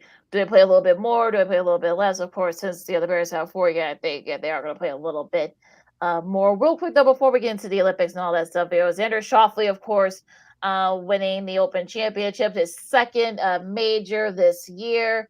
So were you surprised by that, Christine, or can he kind of capitalize? Because it seems interesting because he, this time last year, people were saying that, is he ever going to win a major? Now he already has 2. So what do you think? I think with the Open last week, it honestly could have gone to anybody. It could have gone to Shane Lowry. Justin Rose was up there at one point. You even had Justin Thomas leading the pack and Billy Horschel. So many different great golfers could have won that tournament, and it just so happened to be Xander Schauffele that capitalized on that opportunity. So I think it was a very competitive major overall on a very difficult golf course. All right. Let's head over to the Olympics right now. Today is the opening ceremonies, which is taking place right now. If you're watching us live on YouTube, for those of you that are waiting until tonight in prime time, it'll be aired on NBC at 6:30 p.m. Central Standard Time. Christine, what is your favorite sport of the Olympics? What events are you looking forward to the most over these next couple of weeks from Paris? Yeah, I love talking about this. Summer Olympics are great. I love watching the track and field events. I love men's and women's basketball. I'm a big fan of volleyball and beach volleyball. And I'm even interested in watching golf this year. Now that I have Chris, I have a little bit more of an interest to see how that all plays out and how that works for the Olympics. I want to see ping pong just because I think it's so interesting how fast the ball goes, and even badminton would be really cool to see, archery, some of those unknown sports. And how can I forget swimming? Of course, you gotta be on the lookout for swimming. I'm very excited for Sioux Falls. We have an Olympian in beach volleyball. Her name is Taryn Cloth. She is a Sioux Falls native. She went to Creighton University, then went to LSU to play 2 years of beach volleyball. So we're all very excited to cheer her on here in the area. I know there's 27 Illinois athletes that are participating in the Olympics, including her name is Dana. I'm missing her last name right now in my head, but she's originally from the Riverside area, from my hometown. Went to Riverside Brookfield High School, went to Wisconsin to play collegiate volleyball, and now she's on the U.S. volleyball team. So it's very exciting to see people that I know and some people that I don't know, but are from the area that I'm currently living in Sioux Falls, be a part of such a great event. Even looking at the beach volleyball court, it's right in front of the Eiffel Tower. I mean, it doesn't get more surreal than that moment. And the way that everyone's coming in, I'm seeing the snapshots. I'm not actually watching it, but you see some of the snapshots of all the nations, coming in, on boats, on the River Seine. Just a beautiful sight, of course, seeing Giannis be the flag bearer for Greece. He's the first, I think he was the first Black athlete from Greece to have that honor. So I just saw a picture of him carrying that flag. So that's really cool. Of course, LeBron James and Coco Gauff will be the flag bearers for the United States. I don't think they've shown the U.S. Boat just yet. So no, they're just showing Jamaica right now. All right, so I don't know how the French there's a long way to go. In other words, there's a long way. I don't know how the French alphabet is, but so we'll check. They'll probably be on right after we get off. So should be fun though. Of course, you can watch the Olympic on all the ESPN family networks. If you got Peacock, you can stream it there as well. If you want to wait till the primetime coverage, it's all right there for you. So let's. I know you already mentioned this, Christine, about the White Sox, but so what do you think? Do you think who gets traded, who doesn't get traded, or what's your kind of everybody gets traded except for Crochet. Everybody. I mean, look, they're playing the Mariners tonight. They're 27-78. That's just disgusting to say in itself. At this point, I think everyone's just playing for their job or for a better opportunity than the White Sox, unfortunately, at this point. And I can see the White Sox moving on from Grifol after this season, just because historically this is the worst showing ever for a White Sox baseball team. So I'm at a loss for words. I really am. Well, before we move on to other subjects, Christine, I know we talked about Garrett Crochet. We talked about Dylan Cease's no-hitter yesterday, which I was proud of him as well. Of course, I was at the one day he almost had a couple years ago against Minnesota, but he came up short. But I want to ask you about Drew Thorpe, who he was traded for back in March. He's rocking the mustache. Are you starting to fall in love with with Drew Thorpe's mustache, or are you still going to get some time to get settled in? Let me even look up this mustache. I don't normally have a computer in front of me when I do this, so I need to look. I need to get a picture of this to see what this mustache. No, this is absolutely not. No, no. I'm not. This is live, folks. This is live. For the record, I think he just started maybe growing that. I don't know.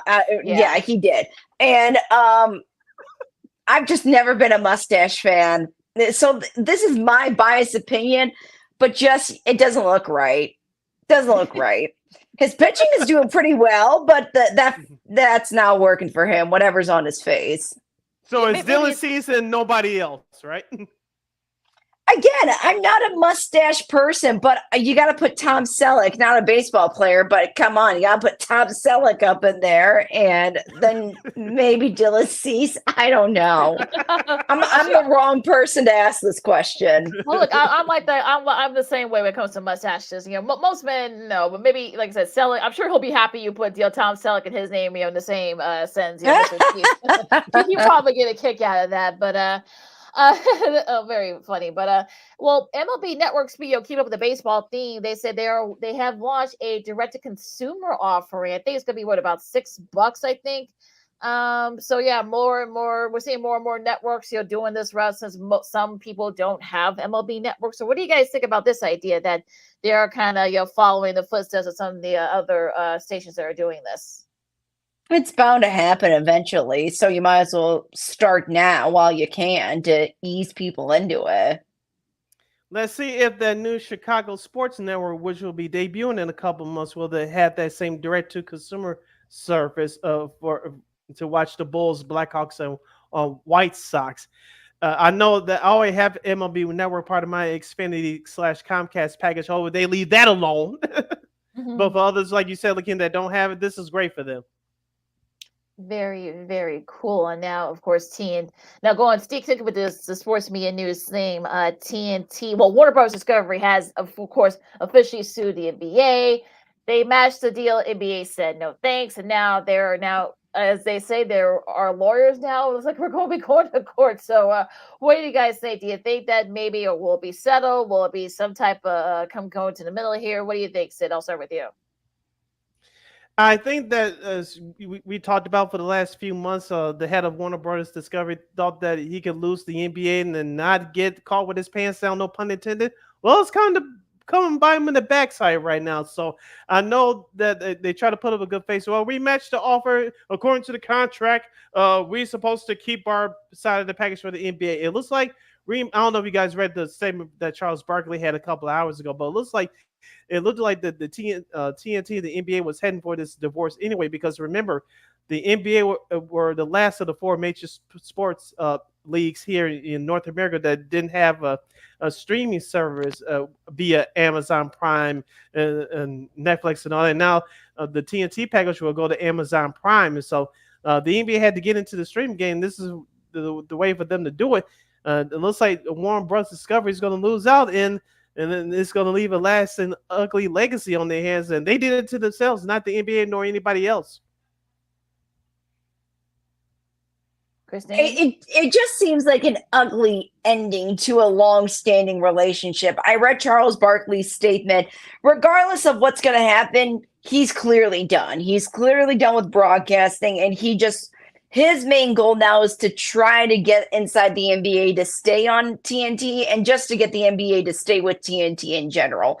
It's not really in his priority right now to fight for himself when he's trying to just fight for the network at this point, if anything. So it just seems like this is going to turn into a bunch of sour grapes, which is unfortunate because, yeah, I've seen the NBA on other networks, but I grew up. It's just as old as I am, I'm almost 30 and inside the NBA, and the partnership with TNT has been going on for at least over 20 years, if that. So that's the only really network I've been familiar with when it comes to having extensive NBA coverage. Well, in the Amazon, if you saw the details of the TV package, I guess they're going to have conference finals and some of the playoff games, some of the in-season tournament as well. You really think you're going to want folks to come in and go to Amazon to watch these games? Sure, folks will find a way to do it, but I just think that people got to remember that there's still an audience for NBA, on cable and what satellite or whatever. So that's where the marketing is. Yes, others, of course, we see the NFL, and of course MLB is doing it, but I think it's really the linear market is really still where it's at. So I'm hoping the NBA knows what they're doing, because in a couple of years they might regret this. So we'll see. Yep, we'll see. Staying with the NBA and now WNBA TV package, there WNBA's new TV package will include the WNBA finals being exclusively aired on Amazon Prime. I read an article, I believe it was from Awful Announcing this morning, that Amazon Prime wants to renegotiate with the NFL once this current TV deal with the NFL is up in about 8 years. They want to be in the bidding to exclusively air the Super Bowl. Lakina, we talked about this before. It may not happen. It may be happening sooner rather than later, but we still are years away. But can we see the Super Bowl exclusively on the streaming service? I still don't see it. I get why it makes sense business-wise, because this is where the industry is going right now. But I think you'll still get more viewers for events like the Super Bowl on broadcast TV, where you get more heads watching, because if you put the Super Bowl on exclusively on the streaming service, you're not going to get as many viewers. That's just my opinion. And look, as I just said, the advertisers are more into, the linear or, satellite or whatever. So that's where the money is. Most people are not going to tune in to what you're not going to get 90 something million to stream in on, Netflix, well, I'll say Peacock or Paramount Plus. You're not going to do that. So I think the fact that, yes, I know all these, these streaming services, they want to get into the sports game. No, Netflix has been very aggressive. We know Amazon's been aggressive the last few years. It just isn't going to happen. You're not going to get, more millions and millions and millions of people to tune in. You're just not going to be able to do it. So I know they want to try, but no, it just would be a bad business decision, I think. Christine? Yeah, again, and I think it just depends on everyone's situation and what they're willing to pay. And I think at this point, when it comes to, beyond the TV aspect of Amazon, I would say about a good portion of people do have an Amazon account. So I can see why there's an appeal to move everything to Amazon. But it's just, it's like what you guys are saying. When is the enough going to be enough? Where is the line to be drawn? And from where I see it, again, it just depends on what you're willing to pay for. You listen to Second City Sports on Sports Zone Chicago. Sid, Christine, and Lakina hanging out here with you as we head down the home stretch here on this hashtag Friday Fun edition of the program. Christine, of course, as we talked about with the Bears earlier, it looks like everybody is now in camp as far as the other 31 teams in the National Football League. What other teams are you keeping an eye on this year? What other teams that you are interested in? They're either going to improve or going to take a step back, even though it's very early in the process. We haven't had a preseason game yet. What other teams are you keeping an eye on this year in the NFL? I'm watching for Slim Shady's team. I mean, Joe Burrow's team. Oh my God, the blonde. The money. The blonde. Listen, oh my God. I don't think it's that bad on him. I actually think he looks kind of good. Like I'm all for that. So I'm looking forward to see how that's gonna shape him when it comes to not just his new style, but after coming back from a season-ending injury and how he gels with the team. Jamar Chase is holding out on contract for whatever reason, so that's going to be interesting. Dallas, everyone's looking at McCarthy and Prescott more so now than ever, just because this could be Mike McCarthy's last season as the coach of the Dallas Cowboys, if all doesn't go well in Jerry Jones's eyes. And also CD Lamb, he's holding out on his contract too, which is, again, it's not like the Jones family can't afford to pay him.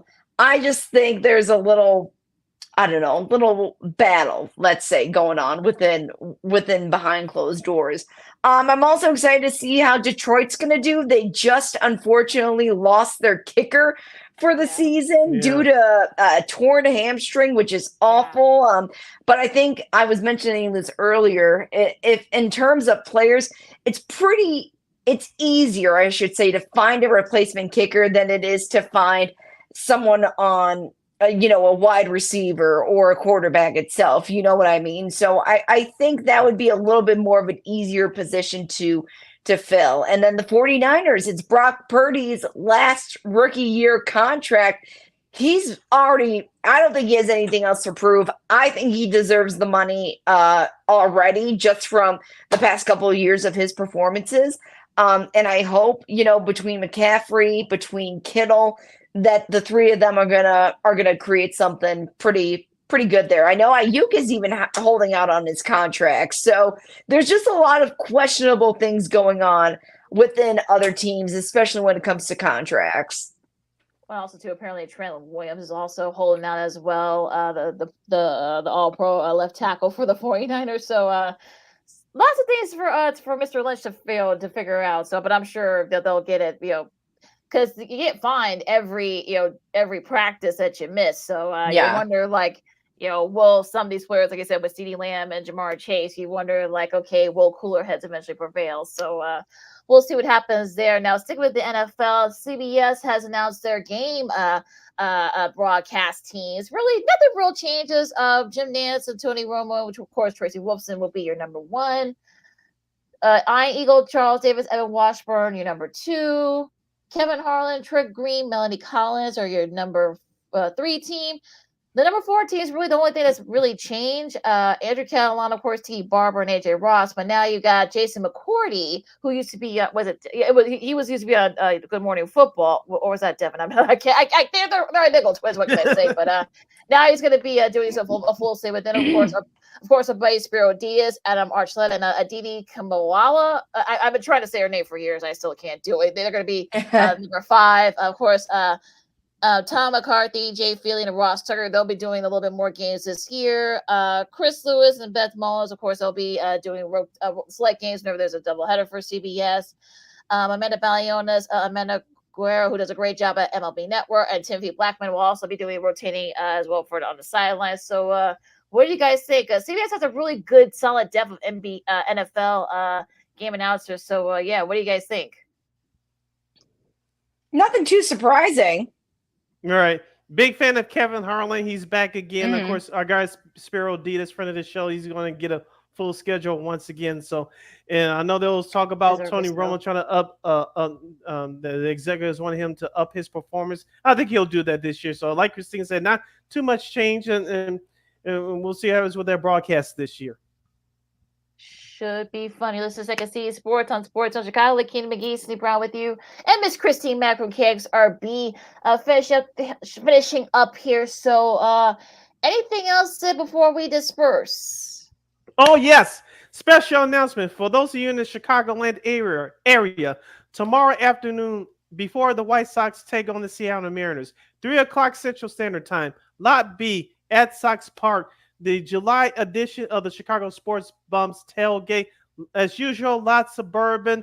Everybody from White Sox Twitter is going to be there. Chef Ruddy's going to be doing his thing. Check out his menu at the Chicago Sports Bums on social media. Check out the menu. He's going to be cooking up a lot of great food. Great times, great atmosphere equals great people. Yours truly is going to be down there. So once again, for those of you in the Chicagoland area before tomorrow night's Seattle White Sox game at Sox Park, Lot B, Comiskey Park is going down at 3:00 tailgate. Be there or be square. That's all I got to say. Mic drop. Christine, we got to get you out there for next year. Man, let's hope the team's better next year. We got to get you out there. We're gonna get you out there next year, Christine. You got to experience a White Sox tailgate, Chicago Sports Bums tailgate at least one time. One time seems to be the theme here. So, anything else, or are we good? Oh, I don't know. Christine checked out the schedule. Did you check out the schedule for next year for the White Sox? I've seen bits and pieces of it. I think are they playing the Angels first, or is that the Cubs playing the Angels first? It's the Angels here on March 27th, of course, of 2025. So they'll be the first game of the year. They are playing Mike Trout in the Angels, and of course, and yours truly is excited. You can agree with me or disagree with me. The Cubs and Sox will play each other 6 times next year, 3 at each ballpark, and that's going to come back next year. There you go. Yep.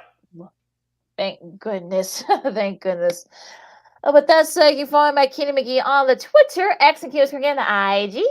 You can follow your Shirley Sydney Brown on the Twitter, X, and the IG at SidKid80. Once again, at SidKid80, that's SIDKID80. That's SIDKID80. Christine, where can lovely people follow you on social media?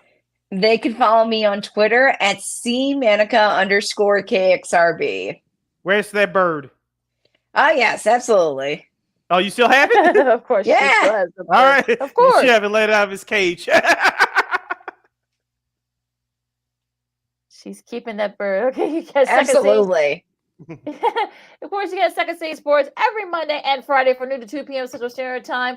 One more time, as the young kids would say, you get Second City Sports every Monday and Friday from noon to 2 p.m. Central Standard Time. We're here on Sports on Chicago's Facebook and YouTube channels. And don't forget, you can catch Second City Sports along with the other programming from Sports Zone Chicago. You can watch Sports Zone Chicago 24 hours a day, 7 days a week, 365 days a year on Roku TV. And, of course, we want to thank our buddy CHGO's Herb Lawrence for joining us today. And, of course, our other good friend, Miss Christine, the Queen Mac from KXRB, joining us in Sioux Falls. So, of course, of course, you catch Sports of Chicago anytime, anywhere on Roku TV.